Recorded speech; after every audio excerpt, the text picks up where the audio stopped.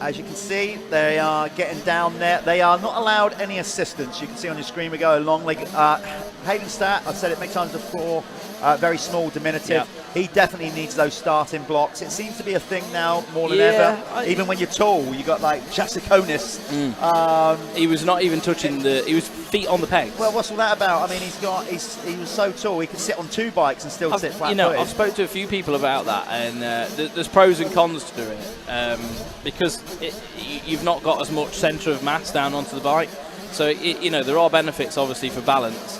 If you're starting with both feet on your foot pegs, there are pros, but there's definitely some cons as well. That's why you don't see everybody doing it. I think it's a very individual thing. Some riders will just have 1 start block. Some are going to have 2. The 85 guys, these boys, a lot of them are still growing. Yeah. They're at that awkward stage in life where they might be a few centimetres taller in a week. So Wish that had happened to me. I know, me and you just got stumped, didn't we, at a certain height.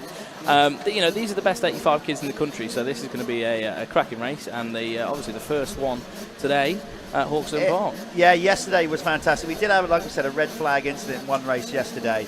In that race, Billy Askew and Charlie Richmond went down at the start. We're starting to cut through. But the track is going to be tougher for these kids today than it was yesterday, because the pros always make it a very different circuit. What a wonderful setting for round 5 of the Michelin MX Nationals. Look at that. This is Hawkstone. This is Hawkstone. Brought to you by the Salop Club and, of course, MXN TV, presented by myself and Jeff Perrott. Yes, I'm ready. We're locked in. I'm fired up. I'm a bit more energised today, I have to say. So I'm ready for this. The weather makes a big difference. 5-second board is around. Who's going to pull the whole shot here? So the mesh starts are super grippy, and you see the bike just hook up off of that, drop into the sand, and then this is the new Hawkstone first corner. It's Charlie Richmond, I think, with the whole shot, or Freddie Gardner. It's Charlie Richmond. It looks I like saw Richmond. Freddie buried mid-pack. There's Askew on the orange kit, railing around the Vail outside. up there as well. Yeah. We're on for a good race. Ryan Waggett I saw in the mix as well. You can always spot Ryan because he's in that flow kit. Easy to spot all the time. There he is in second, but that is indeed Charlie Richmond in the lead. Askew on the GRT Impact KTM already up to second. Vail trying to hunt him down over this new tabletop. Just taking the edge off it a little bit. That was 2 jumps down that straight before. And it used to be, and then they did like a roller section, and then I prefer what they've done now, and then into the famous rollers through the woods. Yeah, that again, back in the day used to be massive big whoops, but now, and they were ridiculous. Yeah, but we didn't. Oh, 7. I think that was, there's 2 7s out there, so I think that was Jensen 7. Because we got a 7 in the big wheels and a 7 in the small wheels, but that looked like it to me. That was Jensen 7. Was that Billy Askew with some style? Yeah, making an early move on Charlie Richmond. You should have seen the body English over that tabletop. So cool when you see the 85 riders riding like pros. Yeah. With that relaxed style. It's super cool to see. But Billy Askew's, he's been on form this year. Oh yeah, he's going to go. And he is a rider. We just mentioned how quick they grow. Certainly over the last 2 months, he has really rocketed up. Yeah. He is ready, I think, to get on that 125, or will he even go on a 250? I don't know. I imagine he's probably been training on a 125, would you say? It seems to be the thing that they start doing quite early on now. You can see here this fixed camera angle. We got 3 options with the hill. The one to the left is the hill for the top, all the adult big riders. We send the 85 riders round the bottom just because it gets pretty steep up there, and some of them might struggle a little bit, and of course to get access to first. So it's only the 85 class that don't go up the famous Hawkstone Hill for this event. That's a new section as well, not new, but they flattened that corner out. Pulled it out. It's a bit more open now. Again, I think they've just done everything just to increase the flow of the circuit. This new section's nice. Again, open the track out a little bit. They've just got rid of that awkward first corner, how we used to rejoin the circuit, and I think it's lifted the speed of the whole track up by a few miles an hour, which on sand it actually helps the circuit because you don't get those big acceleration holes. And I think what the Salop Club have done to alter the track, it's worked. It's done what they wanted it to do. There's Josh Vail making a move, or is he? No. Great racing. That is that corner there hasn't changed much in years. And that corner, I hate that corner. Good. With every, it can just delete itself. Do from one. my life. Whoa! Look Get at that. over. That's Josh Vail saying, look, I'm not messing about with you anymore, Charlie. Just get out of my way. Charlie's heart is going to be in his mouth after that one. That was cool, but that'll be one that he's going to have to grab off the off the stream. Charlie won't like watching it back so much, but Josh certainly will. Charlie got a full view of his rear wheel. Yeah, he did. So got to ride it down there. That was number 55. Who we got? Now we got 255s out there again. It makes it. It always makes it a little bit more difficult for us. That was Ben McConville, 55. Yeah. He's riding as a wild card. So Ryan Waggett is the official MX Nationals number 55. McConville is wild carding here this weekend. Weather is amazing. It's just a good time right now. We come into sort of midsummer with motocross. Obviously, the trouble with that sometimes is keeping the tracks in check, watering, etc., and all that. I think the guys here know what they're doing there. They've got access to water. They've actually irrigated the hill now. I think that's got all hosing up there, and they can walk the hill. It's super cool. So here we are.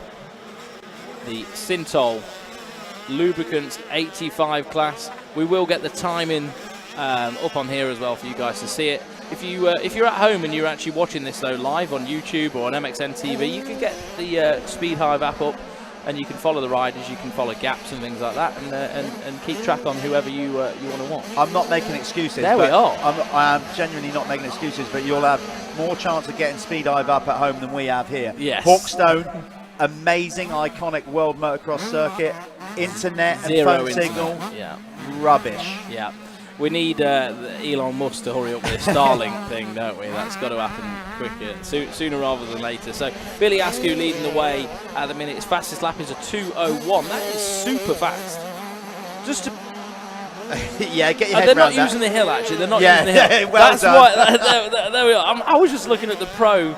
I'm laughing, and I'll tell you why I'm laughing, because I did exactly the same thing yesterday. I thought, my God, Billy Askew's 1 second off the experts. Yeah, so I was looking at the Liat MX1 Pro times and going, okay, right, well, maybe we could move Billy straight up into there, and he'll be fine. So they're not using the hill, and that's why the time difference. So Billy Askew, he's just gone quicker, actually, a 2-minute .733.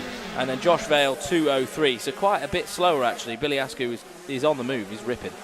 One thing I think we just did miss in this opening moto, apologies for that, was the Planet Moto first lap leader, which I think first lap around was Charlie Richmond, wasn't it? Yeah. So basically we got the Planet Moto first lap leader award. What that is the first rider over the finish line on the opening lap will pick up 1 point to go towards a Spanish motocross holiday courtesy of Planet Moto. The rider at the end of the series championship with the most points gets a trip down to Spain in the autumn and the winter, and basically everything sorted out for them. Looked after, yeah? Yeah, taken to all the tracks. Looked after like a pro. Yeah, and that's what it's about. So great prize from Planet Moto. We've also got the Dirty Hard Charger Award. What that is basically the rider. We don't do that on the day because we go away and analyse all the lap charts. It's the rider in these 3 categories, the youth, adult and elite pro. The rider who overtook the most riders will get the Dirty Hard Charger Award. So something to sweeten a terrible day. Yeah, basically. Somebody. Yeah. It's fair. I'd like to I don't think he'll do this, but if any of our riders that can potentially win a championship today, which we think we've worked out as Harry Koulas, Charlie Heyman, Ty Westcott and Harry Bradley. Yeah, and perhaps one or two others, but they're more of the shoe-ins. If they get it wrapped up before the final round, I'd like to see some of them deliberately hold back at the next round just to go for the Dirty Hard Charger. Just Dirty Hard Charger it, just start backwards. Remember when that used to happen with like at a club meeting, if you got a pro turn up and it was like, yeah, you got to start backwards, mate. I remember being at AMCA race when I was a kid and someone did that. It was quite good. I don't think any of them will do that. But anyway. They've got to do it. We get them to do it. Billy Askew has gone quicker again, so he's hotting up the pace, and you can see the gap that he's now opened up on this fixed camera shot up in the trees seconds. there. Yeah, he's gone.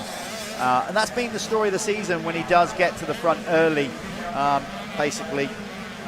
He is very good at leading a race and controlling from the front. He's going faster and faster. I've just been watching his laps. Obviously, the track's probably coming around as well. Yeah. There's probably certain areas where it's developing so he can actually hold more speed. But, yeah, he's got quicker every lap, every single lap so far throughout this race. So just going to keep an eye on that. He's just dropped half a second off his previous time. So see what this is saying. These guys have got a 15-minute plus 1 lap moto. By the way, if you want the running order, coming up next is going to be the Youth 125 and 250, brought to you by 7MX, as in the brand, the iconic brand started by James Bubba Stewart. Then we will be going into, after that we've got the Clubman, we've got the Moto Connection Clubman MX2. Then we got your class. Literally, you rode in it yesterday, but you're also the title sponsor I did ride in it, yeah. The Clubman MX1. That's brought to you by Works. Works Sports Insurance. How it's spelt, you'd think it could be Walks, isn't it? But that's just me, not enough coffee. Getting that wrong. Then we go into the expert class, amateur, which are brought to you by Moto Verde, UK's premier salt-free bike cleaner. Then we're into the expert class presented by RFX. And then the pros. We have got literally, we've got 2 classes but 3 championships going on. What you've got is you've got the Apico MX2 Elite class, 250s. Then you've got the Leah MX1 Elite class. And then basically you've got, they're in the combined race, which is the Lifeline's fastest 40, where we basically put all their points together. Yeah. Arguably, always the 450 will come on top. But what we've done that for is to see, actually, in the grand scheme of things, where a 250 will finish if you put them all together. Conrad at Cussers, was it? Very close. Very close. We still haven't had a 250 win yet. Will it happen in the sand around Hawkstone Park? I don't think it could. No, who knows? Hey, Telvaki might be able to change our minds on that one, but we'll have to wait and see for that Lifeline's fastest 40 class. Lifelines is a new drink available on the market, a hydration drink.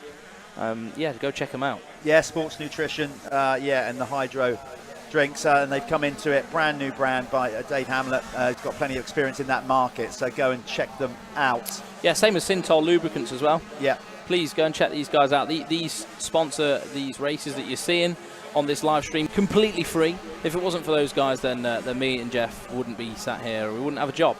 Yeah.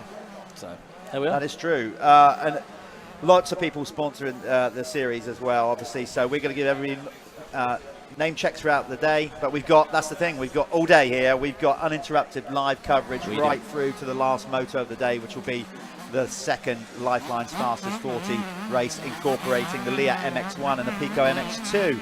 Back to the 85s. As we said, there's that good old corner that's just stayed flat like that, and it just sorts its own lines out. It doesn't sort itself out at all. There's just no good place to go.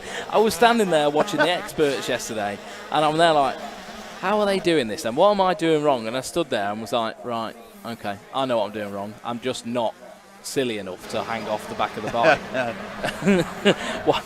at stupid speeds. No, it's a very technical corner. Like it doesn't play justice on the TV. Doesn't. It's so technical. It looked flat there, but it's got a slight off camber. It does have a slight off camber, and it chews out, and you get holes, and basically throughout there the bike's just so unsettled. Yeah. And if you're not confident enough to go in that high speed, if you're at high speed, I think the bike can sort of almost bounce through it.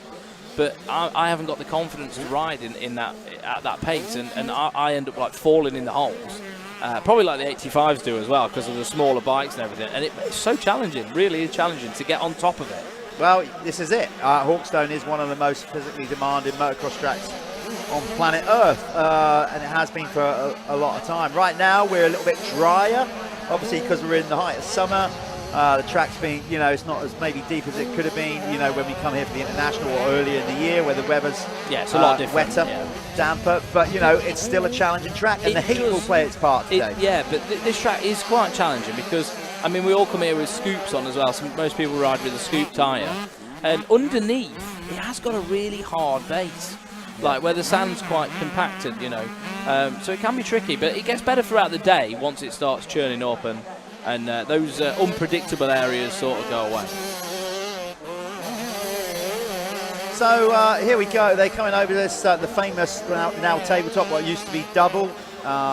One of the most iconic pictures in world motocross, where George Jobé jumped straight over the top of Andre Miller, but the 1984 500cc British Grand Prix. I'm over the moon that it's no longer a double.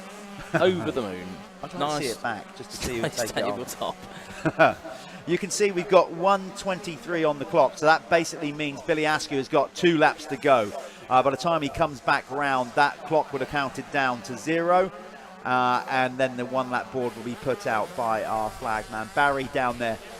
So we are getting things underway here at Hawkstone Park for round 5 of the Michelin MX Nationals powered by Milwaukee. Said full day of racing. You'll see numerous classes all having 2 races today, and we are going to cover every single race as we always do. And here. some potential champions as well.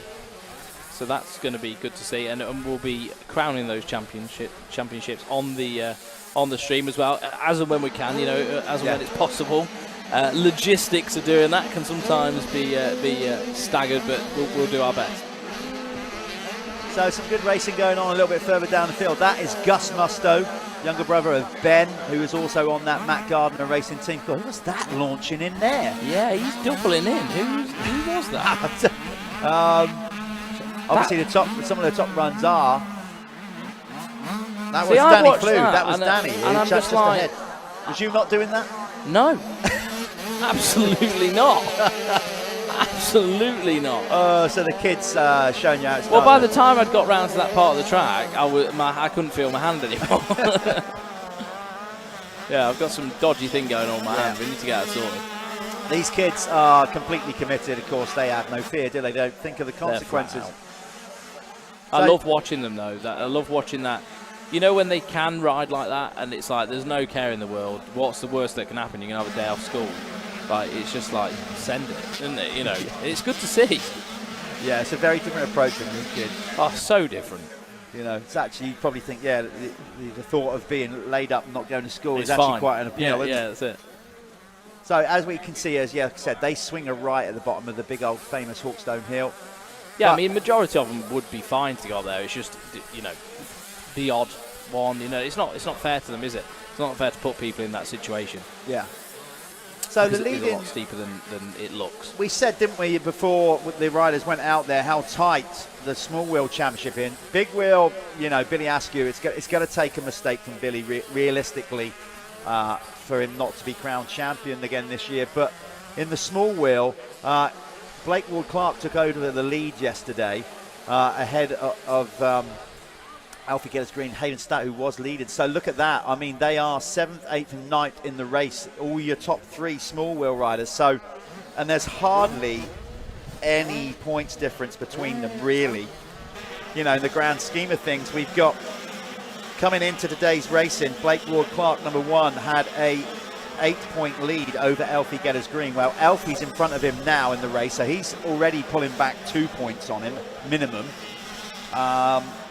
So that will get it down to 6. And then Hayden Statt was only another 12 points behind Alfie Getters-Green with still 6 races to go. It's close up the front of the small wheels, though. You've got Hayden Statt there, and the gap back to Alfie Getters-Green is just 1.7 seconds. Yeah, so let's see on this last lap. I don't know if, obviously we got our producer, director here in the booth with us. Let's see if we can try and pick up rider number 48 on the track, if we can, on this last lap. It might be a bit of an arse to find him, but we're going to try and now find number 48, Alfie Getters-Green, out there on the track somewhere. He's now put Ben McConville between him and Blake Ward-Clark. So Hayden Statt, here's the race leader. He's going to get the 1 lap to go board. Oh, it's the checkers. Sorry, he was already on the last lap. My bad. So we're definitely not going to. Timing is slightly lagged. That's why. Oh, well. We always learn something every day, don't we do. So that's a race win for Billy Askew. Yeah, on the GRT impact machine. Vail's going to come in second on the SJP moto machine, but Askew stretching out his lead even more. Then that looks like, is that Richmond over the line without a front plate? It was. So Vail's crossed the line, Jake Walker's crossed the line. Yeah, what you're seeing on screen at home, that's a slightly, timing is slightly lagged here. And again, we can only apologize for this signal. And we've got to use, obviously, Wi-Fi and 5G and whatever, and it's not that great here to link it to the screen to what you see at home. We actually have to have a satellite at the top of the hill. There's Ryan Waggett coming in, yes, so he's going to get the fourth. Billy Askew's waiting down at the winner's circle. Who's going to go? Do you want to go? I'll go and interview Billy. Okay. Let's go and get that done. We're just going to go to adverts now, and then you'll see Jeff in the winner's circle with Billy Askew.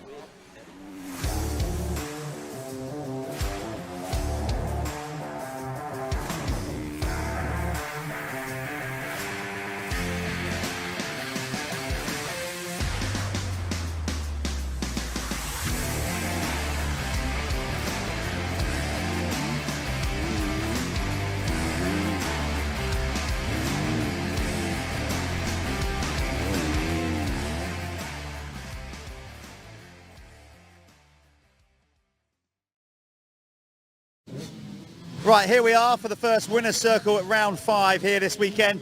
Billy Askew, how many times has this man been up here? Too many to mention. Still got a dirty nose though. Another good ride, Billy. Another step closer to the championship. How are you feeling today? And is the track much different than yesterday? Yeah, the track's it's a bit more rough today. So the pro's been out, formed some better lines, and I was just enjoying it. I was like the rough, like the technical, and I couldn't ask for a better race really. So, you know, we're getting closer. I think mathematically you still can't win the championship today. It's going to take a lot of luck for you to do that.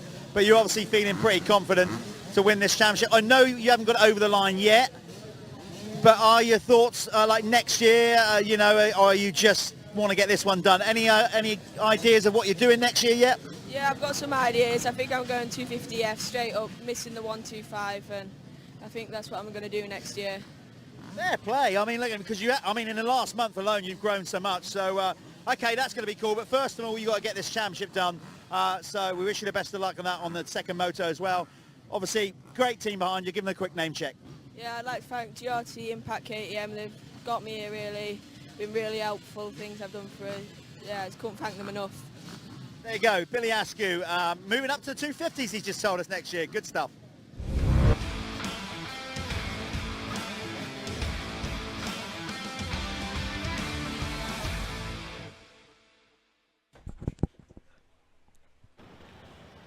Welcome back. Here we go then. This is the second race, race 4 of the weekend for the Sintel Open 85cc category. You can see... you can definitely see Ryan Waggett. You can see Ryan Waggett, but you can also see nigh perfect blue skies. It is getting hotter, warmer.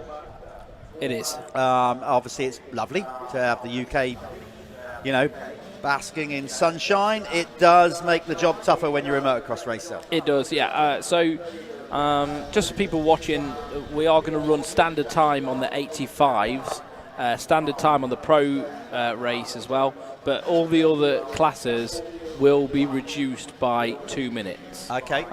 It's just for the heat. It's just to, you know, keep it safe for everybody. Like these guys, the clubmen and things like that, they're not training in the gym every day to be professional athletes, so I can see why they've done it. Yeah, I can too. They had 2 races yesterday, so it'll be their 4th race of the weekend on, we said, one of the toughest motocross tracks in the world. So that's perfectly understandable. I should imagine Ben Wainwright would be happy with that, as he's still getting over his Ibiza. I imagine so. Bender. Yeah, where did that? We don't know if he did. I mean, that was a long time. But no, he did. Oh, okay, fair enough. He said Ocean Beach Club. Is where it's highly at, recommended by Ben Wainwright if you're ever after Ibiza. There's Drew Stock, number 18 on the Madison Free Flow team. Team that... hands up if you want your whole shot device put in. Yeah. So that little button that they're having put on there, like anyone who's sort of new to motocross, you might just be found. You might have found us on YouTube. The reason those buttons are on the forks, it compresses the front end of the bike down, essentially putting load over the front wheel, because you see the pads that they're starting on, those mesh pads, they're super grippy. and you want that front end cranked down as hot as as much as you can to prevent the bike from wheeling. So there we are. There's my little tech tip of the weekend. Yeah, getting all air. I didn't have like tips of the race. My first race yesterday, I'd gone and pulled my forks through, because in sand always as well, you want to pull your forks through so you've got a longer bike essentially. And I twisted it around and my whole shot device didn't line up, so that was very interesting. Anyway, schoolboy error. I know, enough about me. Synthol Lubricants 85cc, big wheels and small wheels, about to drop the gate any minute now. And off they go. Off they go for their final moto of the weekend. So we've got Billy Askew going for a clean sweep in the big wheel. Will he get it done? Bit of a pile up there in the first turn. No one going down, but a few people running into each other. Let's see who's going to come round and get the first lap leader. The Spanish Motocross Holidays first lap leader. Well, I can tell you right now, Billy Askew has got a healthy lead in that little league table. Yes. So if he gets another point, he's going to be hard to catch. He's definitely odds-on favourite to win that prize. He's got a few people to get around yet, though, to get that. So there's Billy Askew. Oh, yeah. In the midst of a big scrap. 3 bikes side by side, look, coming into one corner. It's another good start for Charlie Richmond. He's definitely had his start styled this weekend on the Matt Gardner Racing KTM. I'll give him that. Had about 3 of them, I think, if I'm not mistaken. Oh, who's that going too hard right when they should have been? Oh, that's Jack Beery. Yeah, that inside line there. So there's like a bit of a plateau that's sort of quite hard. And if you get on it, it's nice. There's no bumps, like it's a bump-free part of the track. Oh, is he going? Oh, I don't know. We need the timing. Close. Who was the first lap leader? We've got to see who that was. Although it looked like Charlie Richmond, the transponder line, it kind of goes across on an angle as you're seeing it on TV. So, I think it was Billy Askew. It was Billy Askew. It was Billy Askew by 1/10 exactly of a second. So Billy Askew gets another point for the Planet Moto first lap leader by a gnat's tooth. Yeah. So he is in control of that, and yet, he's already. Yeah, God, look how far he's pulled away. No, sorry, that was. God, for a minute there, I thought that was Richmond we were seeing on the screen. It was Freddie Gardner. I thought, God. So just as they came through the line then, obviously things are going to chop and change. It was Billy Askew followed by Charlie Richmond, Jake Walker, Freddie Gardner. Josh Vail was 5th. 6th through the line was Hayden Statt. And then it was Ben McConville in 7th. Ollie Bubb 8th. 9th was Alfie Jedders Green. 10th was Drew Stock. 11th Chester Hyde. 12th Ryan Waggett. 13th Jamie Keefe. 14th Danny Flood. 15th was Blake Ward Clark. 16th was Sonny Rooney. 17th was Alfie Heron. 18th was Lucy Barker, a girl out there. That's pretty cool. She's in the top 20. 19th Bradley Mitchell. 20th Zane Stevens. Zane Stevens. We'll leave it at that. So that's the top 20 as they came through. Stack class this. 35 riders out there, manning it out in 25 degrees heat. You can see that corner now, just how vile that is.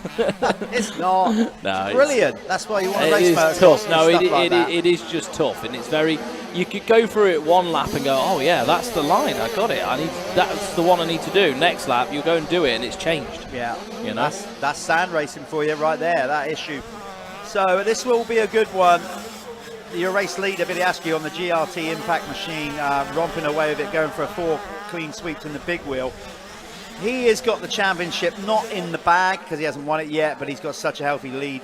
He's got a, I'm not going to say it. But in the small wheel, this is where it's getting interesting because we said Blake Ward Clark coming into today was 8 points ahead of Alfie Gedders Green. Hayden Statt was a further 12 points back. Well, Hayden took the race win in the opening moto today, so he'd at least pulled 3 points. Well, not at least, he did pull 3 points on both the riders ahead of him. And he's leading this race as well. Yeah, okay, so, well, we're shaping up to go to the last round, which we are going to officially announce, which we've always said we're going to Oxford Motor Park, but we're going to start letting you know after Hawkstone the finer details of that, of what we're doing.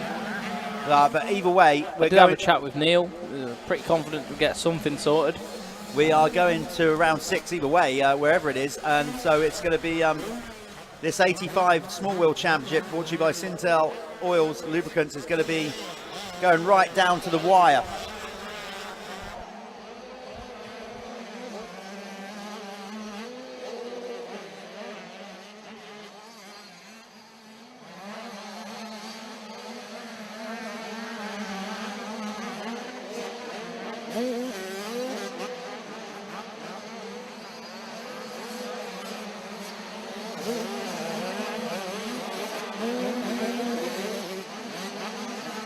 This is a great race. Jake Walker and Josh Vail.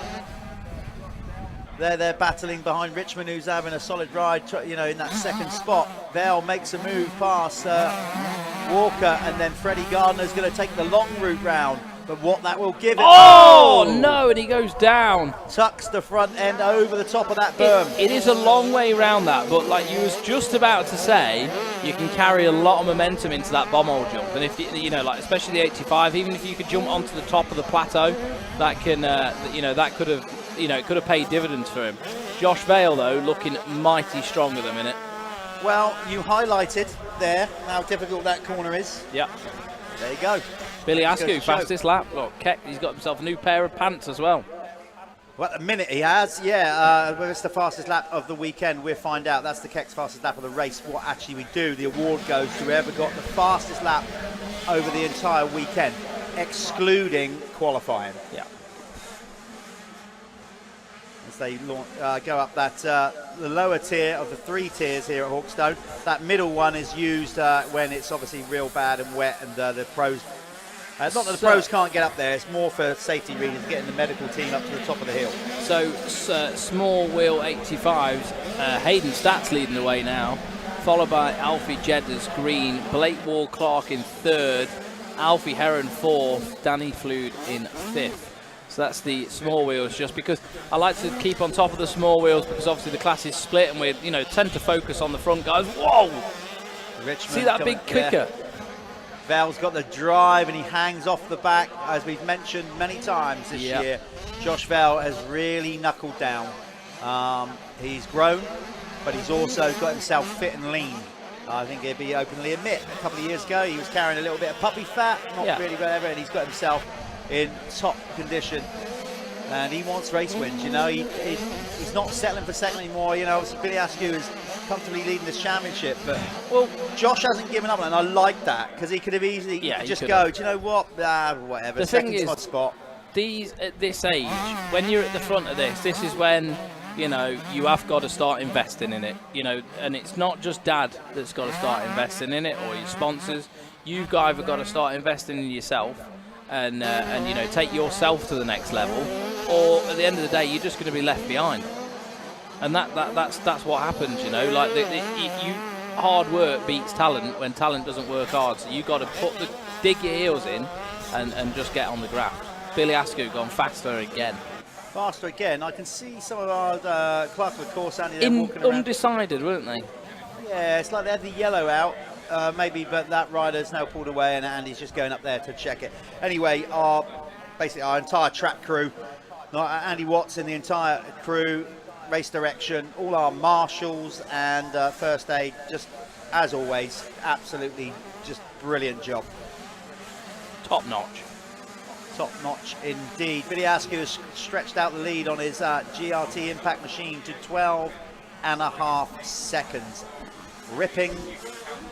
There you go. There's the gap between. Let's see if we can get the guys out there in the field to focus on number 48 and number 111, because there's not much in it, and there's not much between them in the championship as well. With that in mind, then, where's Blake Ward Clark?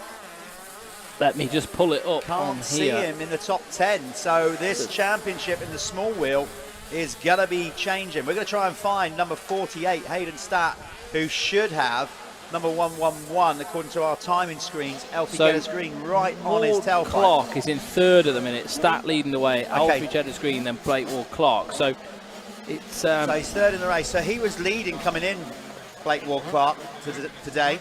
Okay. He's already Statty lost out front at the minute. Yeah, he's already lost at least 3 points to Hayden Stat. Now it looks like he might lose some more. There's Getters Green there, chasing down. Yeah, he's quite a ways back, But isn't he? He is ways back. Can't see Blake Ward-Clark anywhere in that shot. But we can see number 48. Here he comes over that jump in view now on the screen. That is your small wheel race leader. He's got he's got a big wheel rider between him and Elfie Getters Green. Elfie had some bad luck yesterday. Crashed, he had his bike rode over, and then he lost his tailpipe and he lost a bunch of points. But he's on it this one, wide line. Using that momentum. Yeah, Billy Askew quicker again. God, like that's impressive in this heat, you know, and late on in the day, track's savage. So that corner that just seems to go on forever. Comes round, there's, he's going to get overtaken here. That's a big wheel rider. That's what I'm though. saying.